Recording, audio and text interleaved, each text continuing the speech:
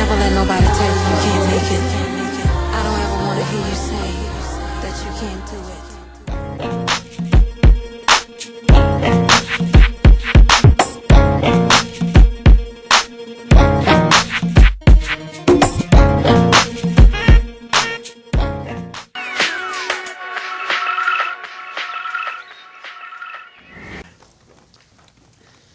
The entertainment industry is so huge. There is a variety of music, singers, rappers, dancers, models, actors, and today I have the privilege of not only interviewing a great artist, but he is an instrumental artist.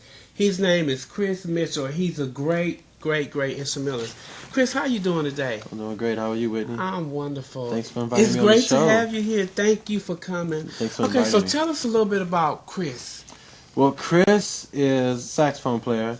And by the way, let me explain this right now. This is not a clarinet. Okay. I gotta explain this. Okay. Everybody at every concert always asks me, is that a gold clarinet? Or they say, well, you play a beautiful clarinet. It's soprano. Is it because it doesn't have the little U thing to it? Yeah, you know, your normal saxophone is a U. Exactly. You know, kind of like a J shape. You know? Exactly. Okay. But it's soprano saxophone. When you see this, you think Kenny G. You know how you play the instrument. Exactly. Okay. So tell us a little bit how you got started. I started when I was 12 years old, chasing after a girl in the band.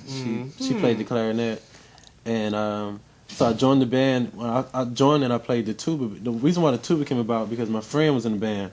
He gave me the mouthpiece he had an extra mouthpiece for his tuba. Okay. He said, yeah, you know, just use this mouthpiece and you can play the instrument. But when I first joined the band, the classes were joined together, the woodwind and the brass. Okay. And she was, you know, we're in the back, we're in the tuba, we're in the back. She's in the front, you know, next to the flute players. Okay. And so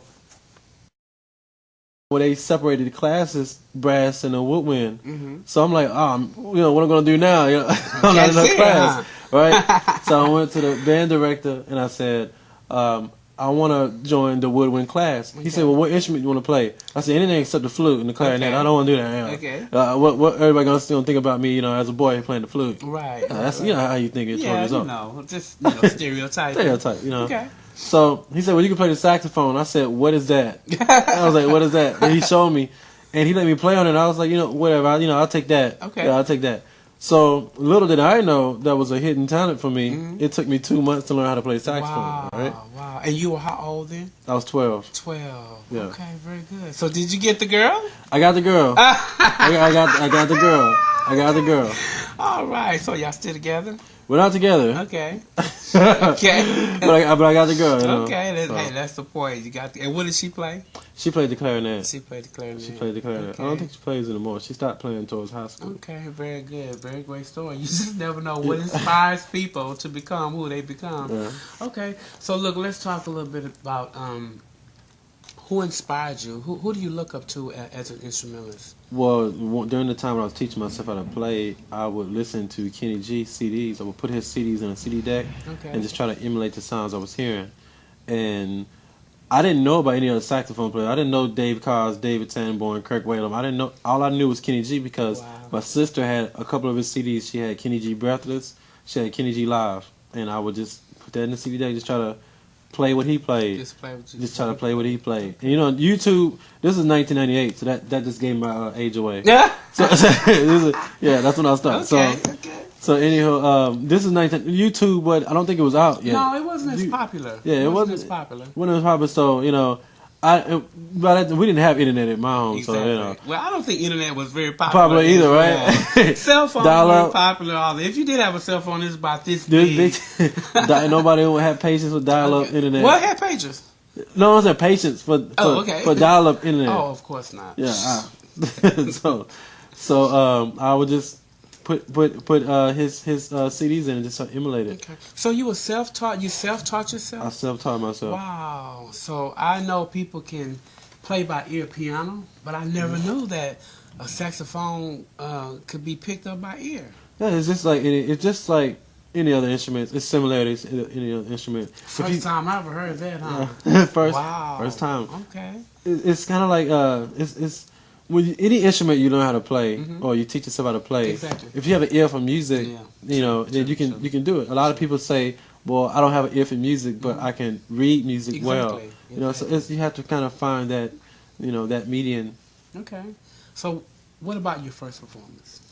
My first performance was at a church, and this is what struck it as me becoming the artist I am today. Okay. All right. Now, I was a adamant basketball player, during my young years. I never practiced like that, so it kind of shocked me to learn how to play in 2 months. Okay. But my first performance, I played at a church, and I remember I played something about the name Jesus. What was that? Who was that? It was by it was on the Kirk Franklin. Yeah. It was on I think it was on Kirk Franklin CD, right? I'm not sure, but I do know the song. You know what I'm talking about, right? I do know the song. But so I played that at the church, and a guy paid me $8 to play that song. Wow! I thought I was the richest man. Professional gig, right? I thought I was the richest person alive. I went to my mom. I was like, "Hey, do you remember how to play that? Oh no, let me see. Wait, hold on. Let's see if we can get a little sample, just a little ski taste.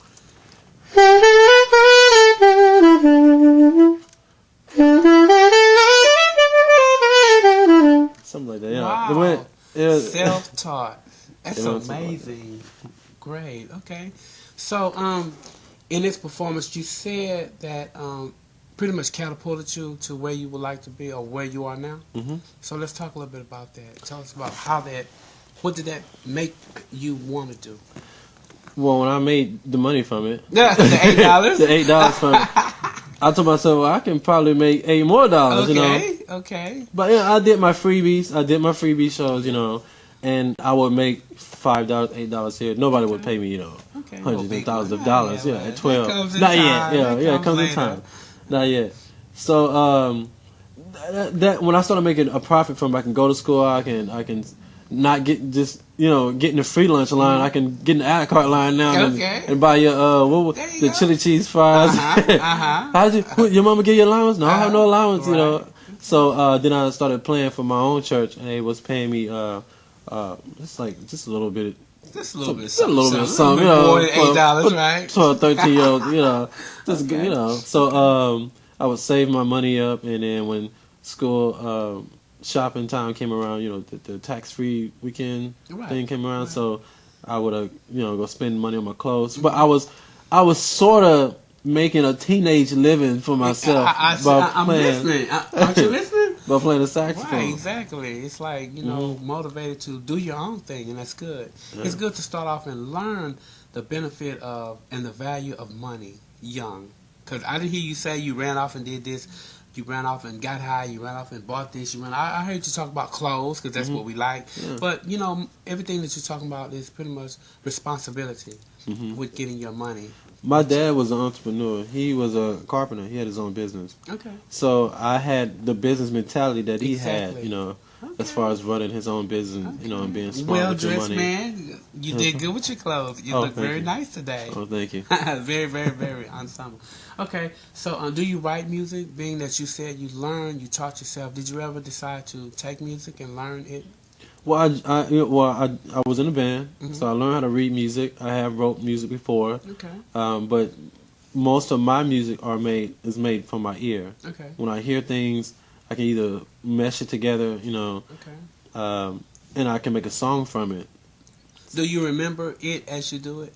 I remember. Sometimes you play it and then you go, "Oh God, what did I just do?" Do you remember? I remember. My band director explained it perfectly. My high school band director. Okay. He says he pulled me out in front of the whole class. He says he used me as an example. He says, for all of you that read music and want to learn how to play by ear, take Chris for example. I was okay reading music, but I was like the Nick Cannon of drumline and band because I was okay reading music, but I would learn most of the songs by the next saxophone player or instruments behind on the side of me or behind me, and I would just play. They would start a song and I would not kind of know what's on the page, and I'll hear it and just jump right in the song and start playing it. That's great. And he said take Chris for example. He can't read that lick of music, but he has perfect pitch. And perfect pitch is basically when you hear something, you can read. You can play it back like that. I can play to the tone of your voice. I know automatically what key your voice in. Things like that. So. I'm inspired. I am really inspired. I would like to hear something. Can I hear a little bit of something? Can we hear a little something? Hear a little something? Yeah. Well, this song is entitled Sabora Me from my latest album, Turquoise, the Latin jazz album. And it's a famous song sang by Louis Miguel. Okay.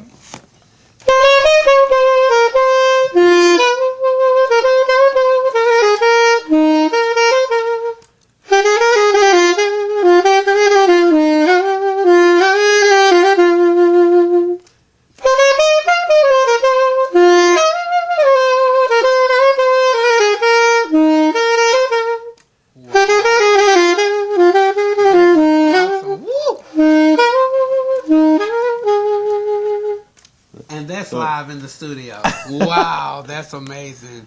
Wow, what inspires you when you're writing? What do you think of? What concepts do you use when you write? Well, what motivates me first is knowing where I want to be. Right. I never become complacent or content with my career. I always want to, achieve higher. I just feel like Michael Jackson has set the bar so high. Because you never know who the next Michael Jackson would be. Exactly. It could be you in entertainment. In the media, television. It can be me in music. The next Michael Jackson doesn't have to be a dancer. Exactly. Because Michael Jackson was just a dancer. He was, the pure essence of an artist. And an artist can carry so many multiple talents, and use that to reach so many different people. So you see a lot of people or a lot of artists are starting to dip their hands in other genres of music because they want to be able to reach the masses. Exactly. Transitioning to something totally different just to catch the audience's attention. Okay, so when you're about to perform, do you ever get a little nervous? I never get nervous. You never get nervous? For some reason, I never get nervous. For some reason, I didn't think you did. I never get nervous. Okay. Now, what does get me, I'm spontaneous when it comes to my shows.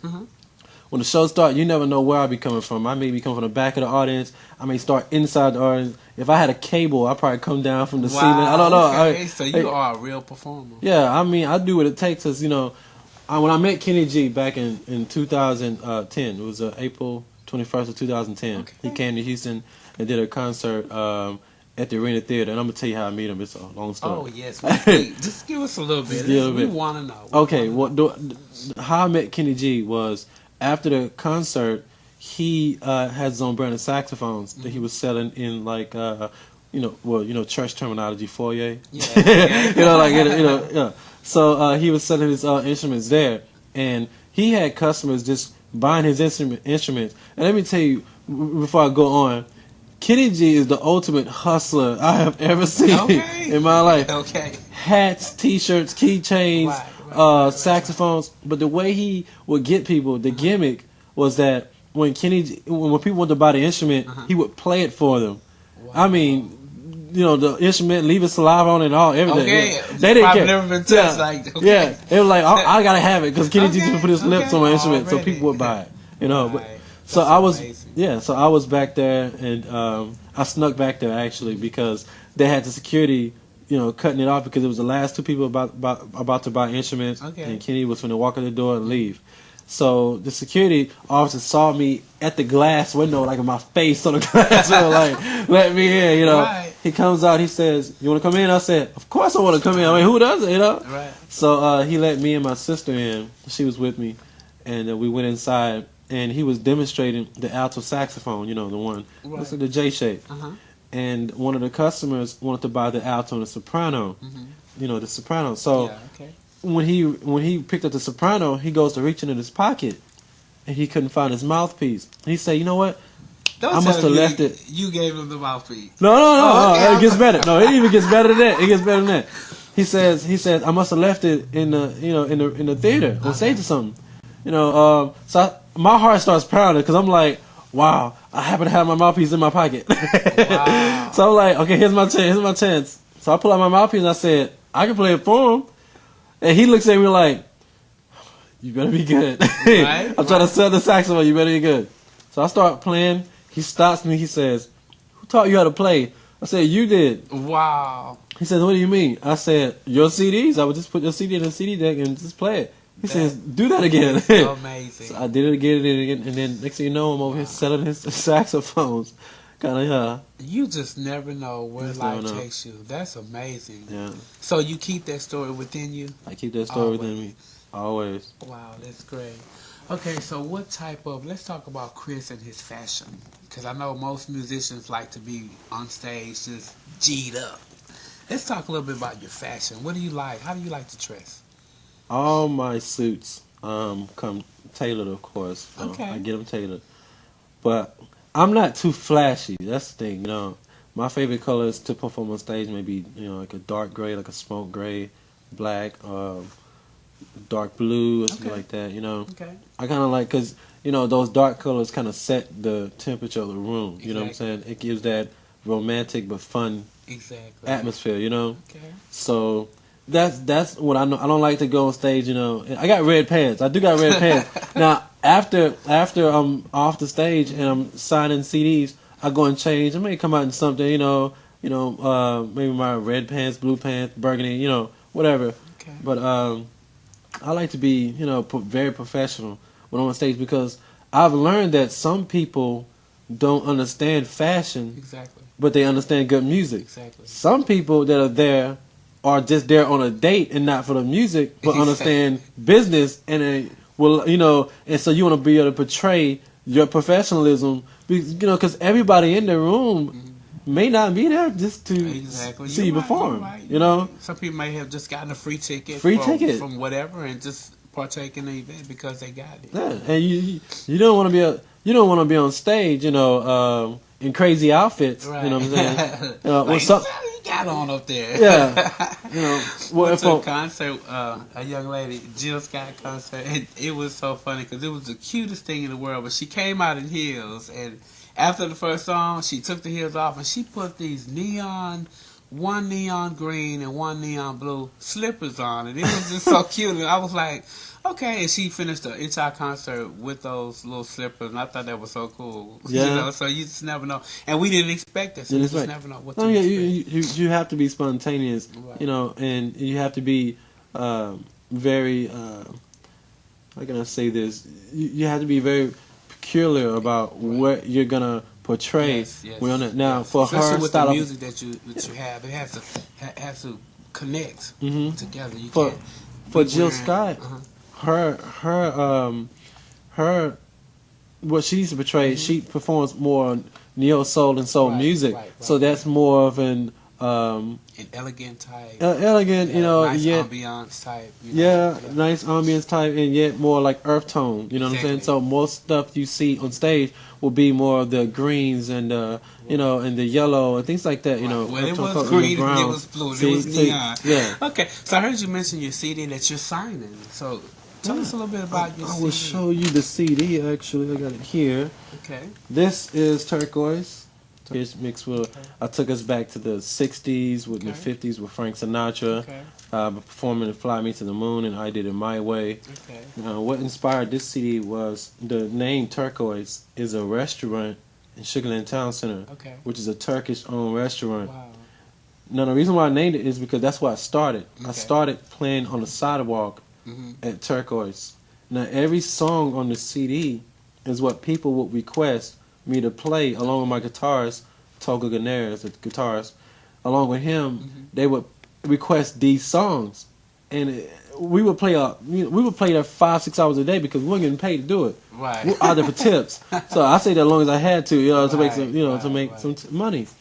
So it didn't matter what we were playing; they wanted to hear these songs. Yeah, exactly. So I thought it would have been a great idea if we put it on CD. Exactly. Right. Exactly. So after I put it on CD, I thought to myself, I'm gonna have this product, tips money, and then just sell a few CDs and make some extra money. I had no idea that this CD was gonna be the highest rated Latin jazz CD here in Houston. Wow. Okay. I had no idea. Okay, so let me take a look at that. Go ahead, take a look. I wrote my story in the inside of the cover.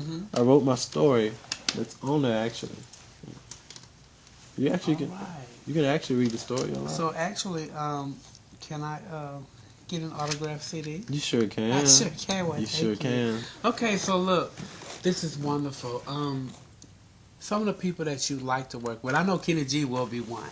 Some of the people that you like to work with, who are those people? Well, I've worked with Mike Phillips. I played with him, the Red Cat Jazz Cafe. Okay. I'm familiar with the Red Cat. You familiar with the Red Cat? I just had a show with the Red Cat July 14th. Okay. Yeah. Let me take a moment just to brag on that. I was the please do. Okay. I was the only local artist to be on the way up to ever sell out the venue. Wow. Yeah. The That's new venue. amazing. Now, there has been artists to sell out the old venue. Mm-hmm. The old venue maybe has sat, maybe I would say roughly 40, 45 people comfortably, Right. without standing room. Exactly. Now the new venue may seat 65, 70 people. Mm-hmm. Well, that night I had over 110. Wow. Yeah. That's a fire hazard. That's a fire hazard, right? So it's fire hazard. So, in the tickets, normally I asked the owner. He called me. He says, since the day that you told me to put up for the pre-sale tickets, they have just been getting bought every day. Wow. But I'll tell you my plan of how I did it. But normally he said the artists normally sell maybe 8, 10, 9, 10, 11 tickets. Right. Well, I've sold over 85 tickets there. Okay. The how I did it was I have an email database of about 900,000 people. Okay. Not 900,000. I'm sorry, 900 to 1,000 people. Right. I was say, wow. Right. I had this whole room packed. So I sent the email out. A month and a half prior to the event, and just stressing the people, come on out, come see a great show, because most of them only see me perform with me and my pianist, or just a few pieces of the band. It was a great show. We loved it. Everyone enjoyed it. Great. And So your videos. Let's talk a little bit about. Set me up for one of your videos that you have. For one of the videos. Mm-hmm. Well, I recorded the video me performing Kenny G's Songbird. Okay. And where did you perform that at? I performed at a rehearsal hall in the Guitar Center. Okay. Right there on Sugarland. And I did another video. I have another video with Well, before we go on, let's take a look at that video. Tell us what the name of this video is that we're about to watch. It'll be Chris Mitchell's Songbird, featuring Mike Hobby on piano. Okay. Let's take a look at that and we'll be right back.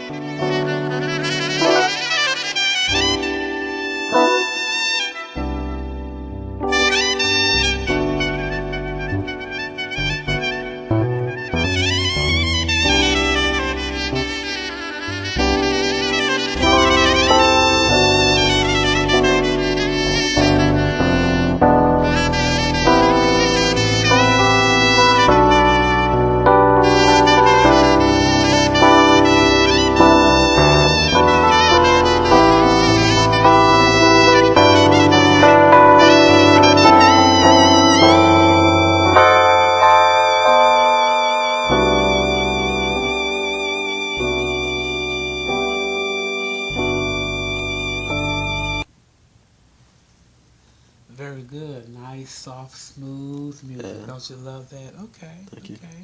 All right. So look, I want to talk about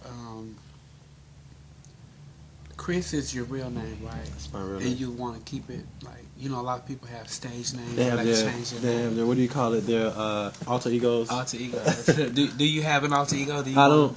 I used to go by a name, Soul. Okay. That's what Kaya probably remembers. When I first met her, I used to go by a name called Soul. But I used that name to separate me from other saxophone players here in Houston. Right.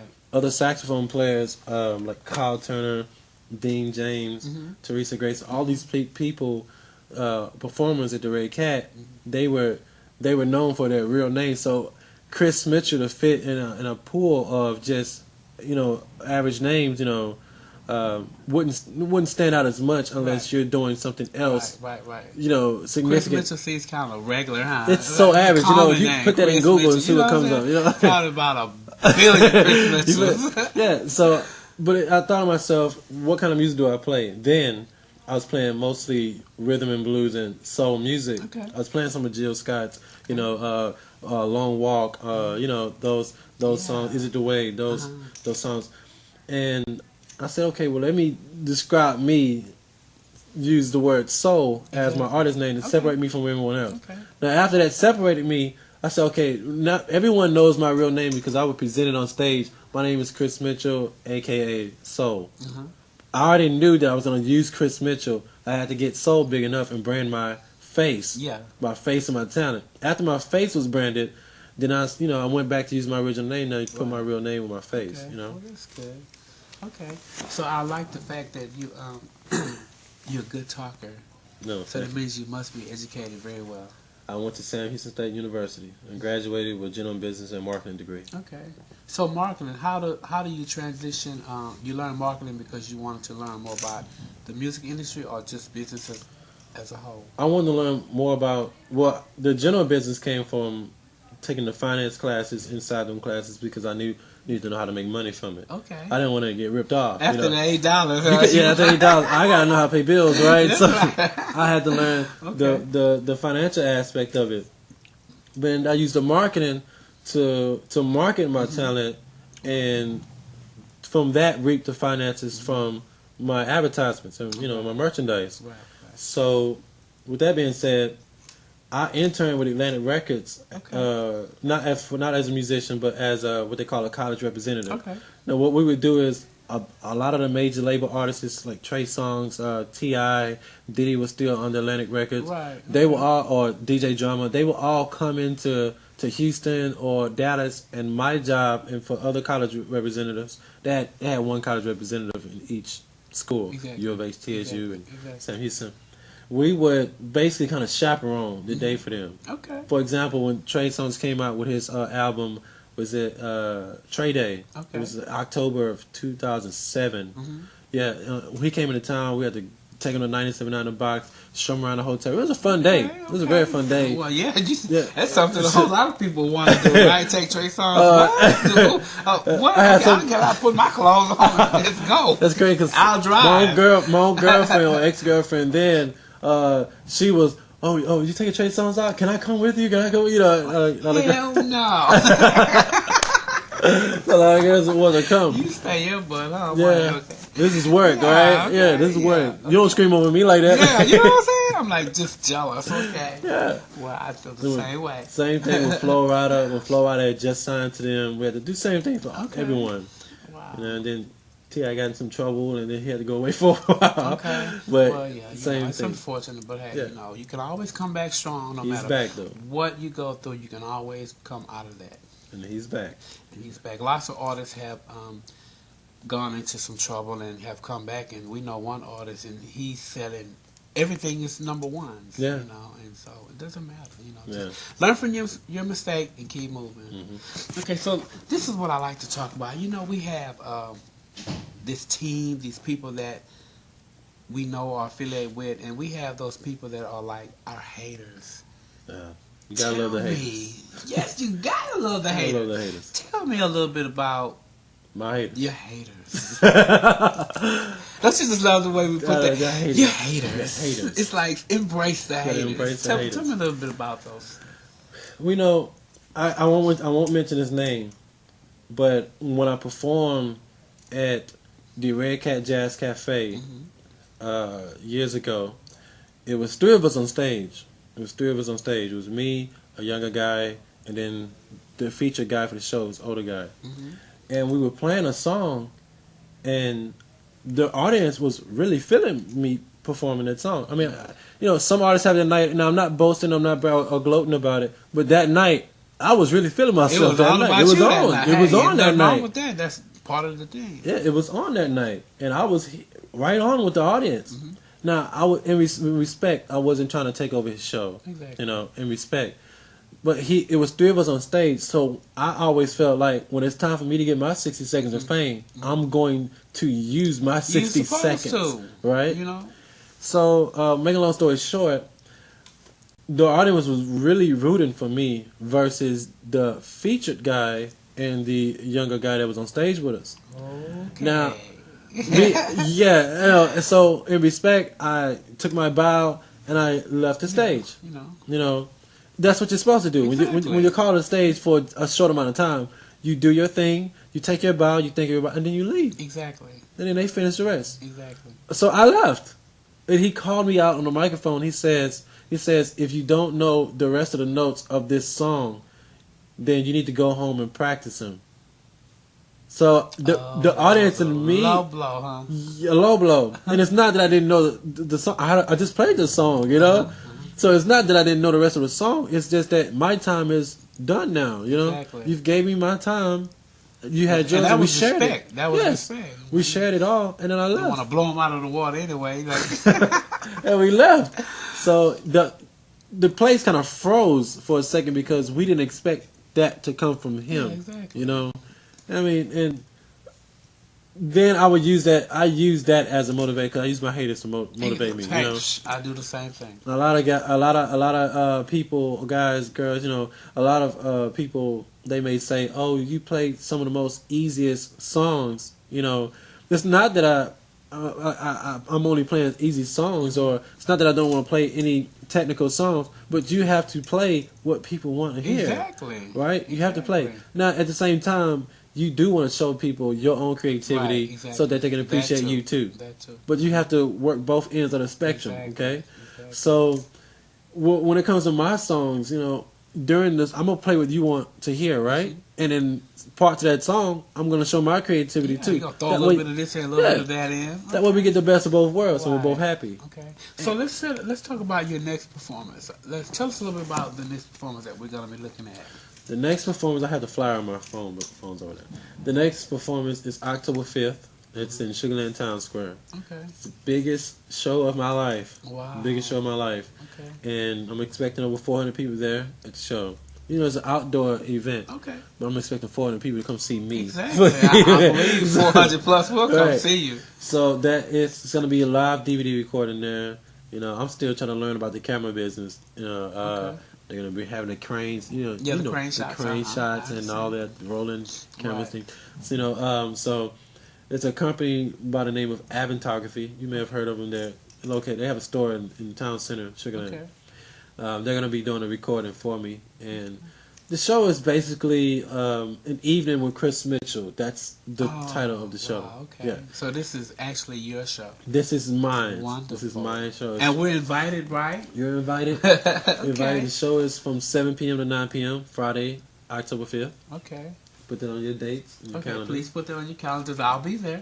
Make sure you're there. Put it on the calendar. So I'm excited about it. We're going to be performing all the songs from our CD, such as Fly Me to the Moon, I Did It My Way, The Girl from Ipanema, Sabor Me, Besame Mucho.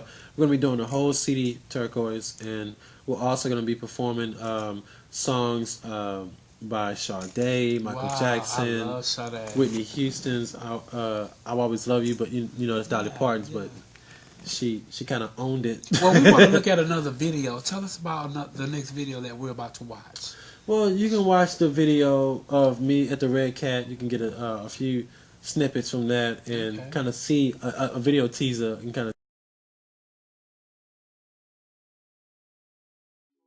What's up, everybody? Chris Mitchell here, getting ready for the show here at the Red Cat Jazz Cafe. If you're not here, you need to be here because it's about to happen. Ladies and gentlemen, oh man, I want y'all to put your hands together. Remember, I told you were going to remember this. Give it up for the awesome Mr. Chris Mitchell. Chris Mitchell.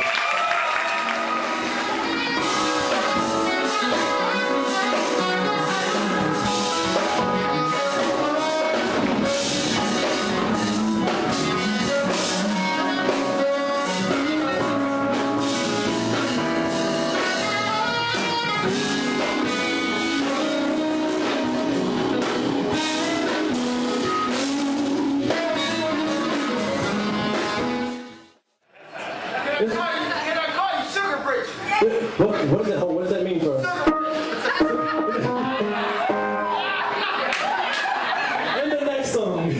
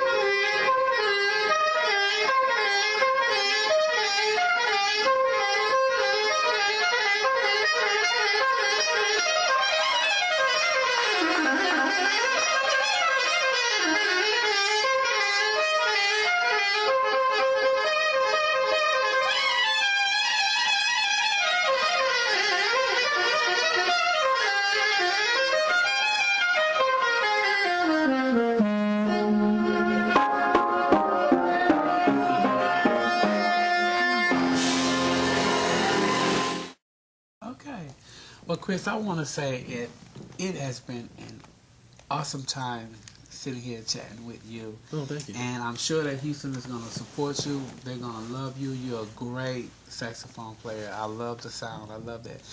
I would like for you to look into this camera, tell that young artist that's striving to become a musician, give them some advice on what to look for. If you're striving to become an entertainer, musician, artist, whatever you prefer, you should always practice. You pray and practice. You pray and practice, pray and practice. You heard me earlier saying that I didn't practice as much when I was younger. Now, imagine what I will be now if I would have practiced more if I was younger. And I'm explaining to you that if you want to be that inspiring next big artist, then you've got to practice, rehearse. You've got to have fun in your career and do what it takes. You're gonna. I always heard the quote, "You have to take a step back to leap further." Exactly. Okay, and what that means to me is that if you hit a bump, then the direction you were going in order for you to hit that bump, you have to kind of go in reverse and then come back and then jump over that bump. The haters, jump over the haters. Okay. Yeah, jump over the haters. So don't feel down and out if you hit a bump. Don't feel down and out because it's gonna work out for you. You're destined to be great if you feel that in your spirit. Okay, very well said. Very well said. So look, take us out with a little something. Take you out Don't with a you little want to hear something. some more? I'm just excited. Take you out us with a little something. This is a song, Besame Mucha, from my latest album, Turquoise. Okay.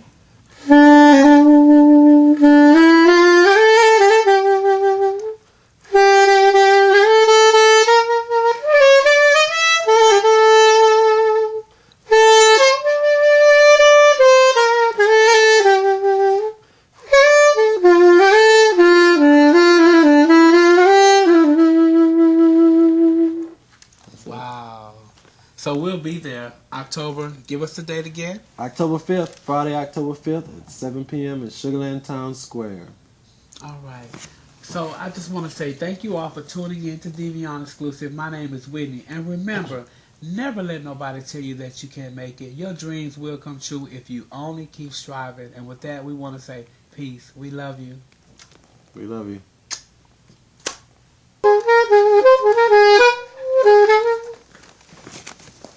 The beret. No, that's not what I'm going to say. Cut. I always do that. I always do that first. You gotta get in your mode. Yeah. Get in your Never give up on your dreams. One day dreams can become reality. So never let nobody tell you that you can't make it.